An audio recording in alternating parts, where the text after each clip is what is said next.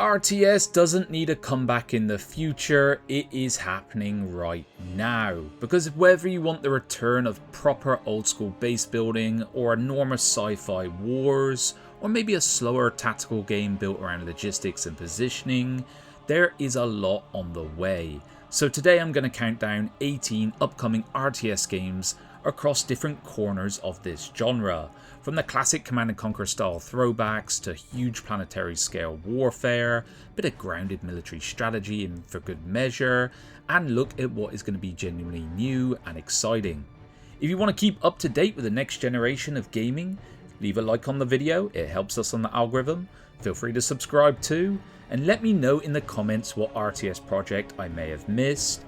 I'm going to be honest, a few omissions may be deliberate for various reasons, but I'm always looking for the next game worth putting on my radar. Right, let's get into it. Let's start on the more speculative end of the RTS spectrum, because Masada is one of the games I'm personally most excited about on this entire list. It is a space-based open world RTS and kind of RPG as well, and it's set inside this enormous isolated nebula where you're not simply moving through a linear campaign from mission to mission. You're going to build your own place in a living sandbox full of miners, traders, pirates, factions, loads of resources, and of course a bit of war. You can build anything from a small pirate squadron to a proper fleet of battle cruisers and motherships. A lot of customization is being promised here. And honestly, if Masada can even deliver on a good chunk of that promise, it might be the closest thing to the big, systematic, open-ended RTS that I hoped Homeworld 3 would become. And no, I wasn't particularly pleased with that game. I've been in the Discord a while now, and what stands out is the constant work being shown behind the scenes. Very small team, but a lot of promise here. NULLSPACE is one I've covered back in January this year, and I think it's worth bringing up again because there has been some actual visible progress since then. Now, NULLSPACE is aiming for a proper mix of fleet command and direct squadron control, so I imagine something akin to Space Rain. So you can oversee the battle from a tactical view, manage your bases and all that jazz, but then jump into individual squadrons to lead attacks. Sounds pretty cool.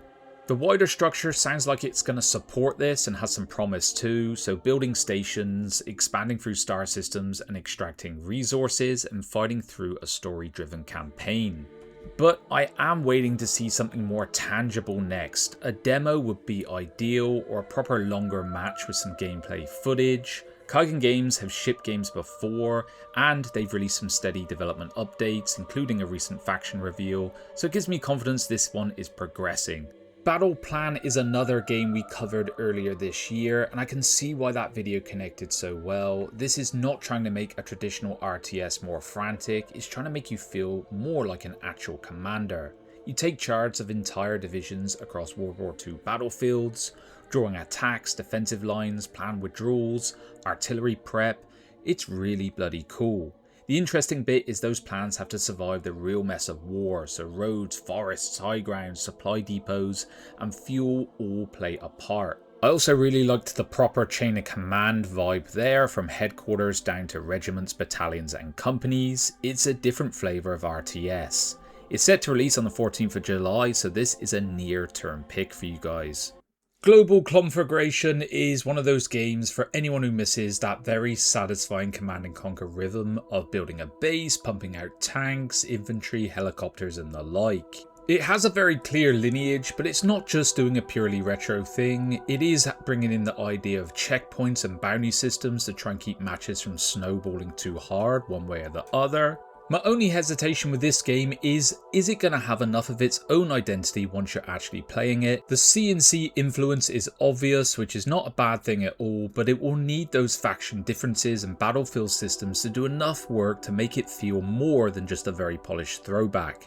There is no release date yet, but I got a feeling it is on its way this year. With AI, skirmishes, campaign planned, I think this is going to be a fun one when we get our hands on it. The First Explorers is an RTS I'm particularly excited about because it's chasing that old settlers feeling, watching a proper living settlement grow. Every worker, car and resource chain is physically moving around the world rather than just disappearing into the background. Set back in antiquity, you can play as the Romans, Carthaginians or Gauls, starting from a small landing party and gradually building up your settlement, expanding territory and gradually unlocking new tiers of tech. I've got access to it at the moment and I'm definitely enjoying it. It needs more polish, which is fair enough because the game is in development, but there is real potential here to capture this slower, more organic settlement building rhythm that far too games have these days.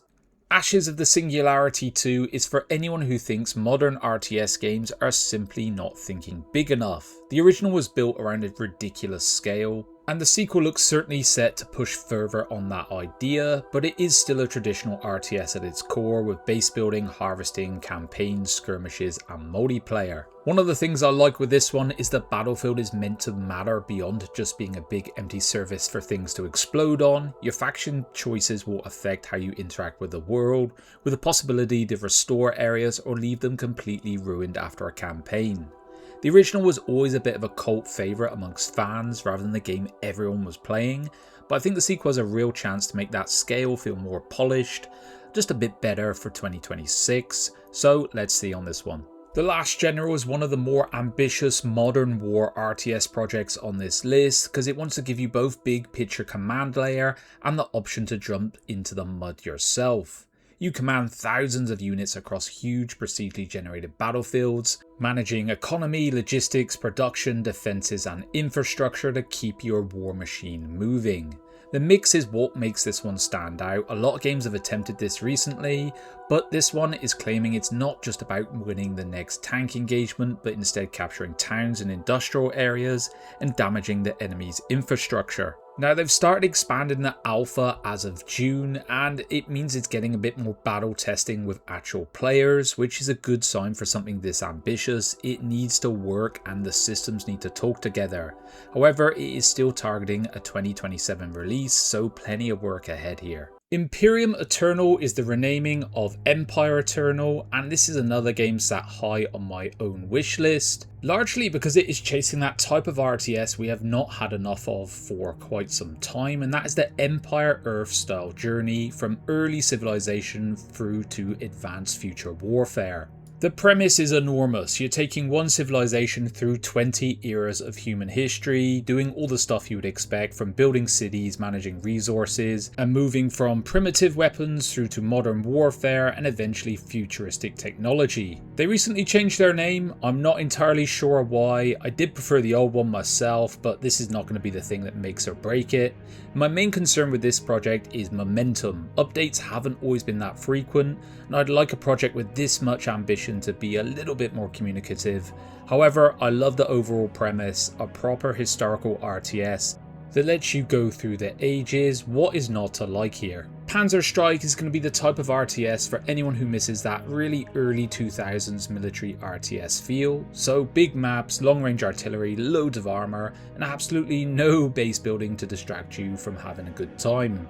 Set on the Eastern Front, you command either German or Soviet forces across World War II battlefields. The main thing to get across with this one is there aren't going to be building mechanics. It's going to focus on how you use your forces, working with the terrain, mastering your tank usage as well. And it's also promising this non-linear mission pathway alongside solo and multiplayer versions. So it seems like there's quite a bit more to it than just a bunch of historical battles. There is a demo available on Steam and they're targeting release in Q3 of this year. Battlespace Command is a very ambitious modern warfare RTS project for this list because it's not going to limit itself to a single battlefield or a single type of unit. This is going to be full spectrum warfare across land, air and sea, and you can command everything from infantry and armour to drones, artillery, strike aircraft, even submarines. You issue orders from this high-level tactical map, then drop into a fully simulated 3D battlefield to watch the operations play out. Scale is the hook with this one. It's promising real-world terrain, realistic engagement ranges, proper reconnaissance and electronic warfare, something we haven't really seen a massive amount of yet. It's a huge pitch, lots of units, lots of playable nations, a lot to like here, but maybe a lot that they've got to make sure works together as well. Sanctuary Shattered Sun is probably the clearest pick here for anyone who misses proper Supreme Commander and Total Annihilation vibes, big bases, big scale, and working up to ridiculous armies colliding across massive maps.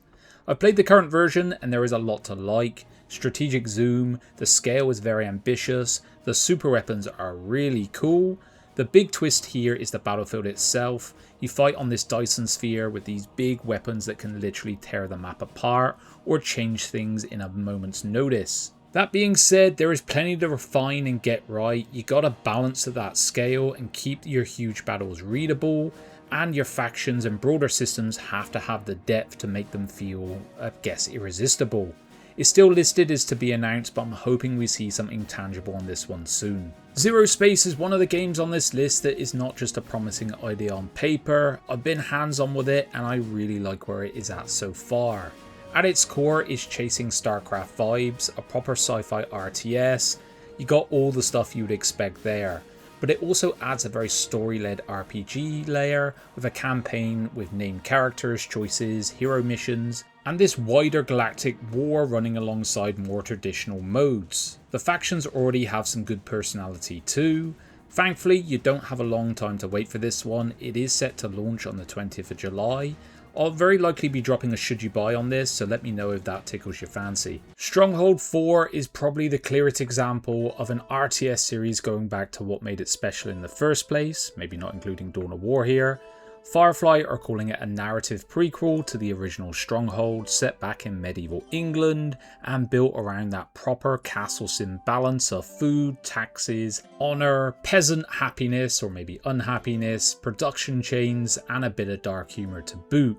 The campaign looks very cool, 22 missions, but the bit I'm most interested in is whether they can return to that familiar and great Stronghold rhythm of building everything up and feeling like you're in the reality of medieval life. Now don't get me wrong, this game has a mountain to climb because of its legacy, but it is coming to early access in 2026, so one for the near future as well. D.O.R.F might be the best retro RTS vibe on this entire list. It wears those late 90s and early 2000s influences proudly, and it's not just looking like a tribute act with chunky tanks and a moody industrial soundtrack. It's looking like an old school base builder, laying out factories, refineries, defensive lines, all of the stuff we love. What gives it a bit more personality is the way it handles bases and capture mechanics. Buildings can be rotated for more deliberate layouts, logistics, and supply routes will matter too. It's got Command and Conquer vibes, but grimier. We've featured D.O.R.F on the channel a few times already, and the interest has always been strong, and I get why. It's still listed as to be announced, there's no date to circle around just yet, but if you want retro style RTS, this belongs on your wish list. Game of Thrones War for Westeros is one of the biggest games on this list, and honestly it makes me slightly mad that we haven't had a proper RTS built around this setting yet. It's aimed squarely at large scale fantasy warfare, taking control of the different houses, Stark, Lannister, Targaryen, and building armies around their own heroes, units and mechanics, then fighting for the Iron Throne across a campaign. Sounds pretty cool. The big appeal is how naturally this license will fit the genre. Westeros has always been about territory, alliances, powerful houses and huge battles. It could bring some of those Battle for Middle-earth vibes. We still need to see more gameplay before getting carried away, but the faction setup and the promise of this franchise is giving it a lot of potential. It's targeting this year, so it could be one of the best releases this year if they get it right. Dawn of War 4 is probably the safest bet on this list for anyone who wants a proper return to classic aggressive RTS combat. I love this series since the original Dawn of War, and after getting hands on with the recent build, I've done a much bigger preview on the channel and it's got me properly excited. Looks like King Art understand what made the first game work, all of the stuff we expect from a 40k grimdark game. You got 4 factions at launch, Space Marines, Orcs, Necrons and the Adeptus Mechanicus, making their Dawn of War debut. Huge campaign, lots of modes, love it. What it really needs to do is land though. Dawn of War 3 definitely did some damage to the series, even though it was made by a different studio. People have long memories when it comes to a beloved RTS franchise. It's coming in the near future, so I'm very excited. Keep your calendar marked for the 17th of September this year. Carthage, Bellum, Punicum is one for the history buffs. It's not just putting Roman soldiers on the map, it is going to be set in the Second Punic War, and you'll either be leading Carthage against Rome, defending the Republic against the Carthaginians, or taking control of another Mediterranean power. The hook is how seriously it's going to take command and logistics.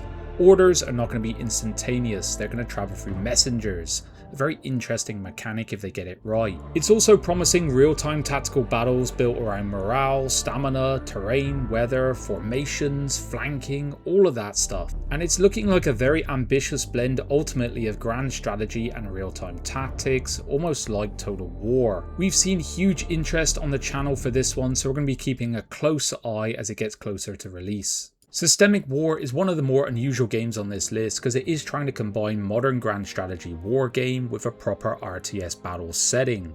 You take control of a nation in the modern era and you manage a lot of stuff from economy, infrastructure, military build-up on a global strategic map. The grand strat side is properly ambitious. Roads, railways are not just going to be background, it's logistics. You're dealing with exchange rates, industry, trade, debt, diplomacy, drones, electronic warfare, loads of stuff. Then we have RTS battles and you'll be commanding up to 150 different types of modern units, from armor to infantry and modern warfare editions. It's a massive pitch and it's a lot to ask from any studio, so it has to land. Overall, I love the premise, but there's going to be a lot of things that need to be right with this one. Grand Tactician Napoleonic Wars is for those who want their RTS not about perfect build orders, but keeping your army fed, organised and vaguely pointed in the right direction. It's the next game in the Grand Tactician series, taking you from the French Revolutionary Wars all the way to Waterloo. This is quite an underserved area in strategy gaming, and I really like the look of it. One detail I really like is that orders are delivered by couriers rather than magically reaching every unit the second you click, so it will hopefully give that real sense of command, timing and distance, emulating hopefully a more strategy driven experience. Now it's clearly aimed at the more serious historical strategy crowd, and the level of detail is what is making it stand out. No release date yet, but keep this one on your radar. Alright folks, that is it for this list. There are obviously a few games I left out, including things like Falling Frontier for example. That's mainly because I've covered them quite extensively on the channel already, and I want to give some other projects a bit of room here. The bigger point stands though, you want classic base building, massive sci-fi warfare, maybe a bit of slower operational command. Let me know which of these you're most excited for and I'll make sure I keep them front and center on the channel. Alright guys, see you on the next one. Bye bye now.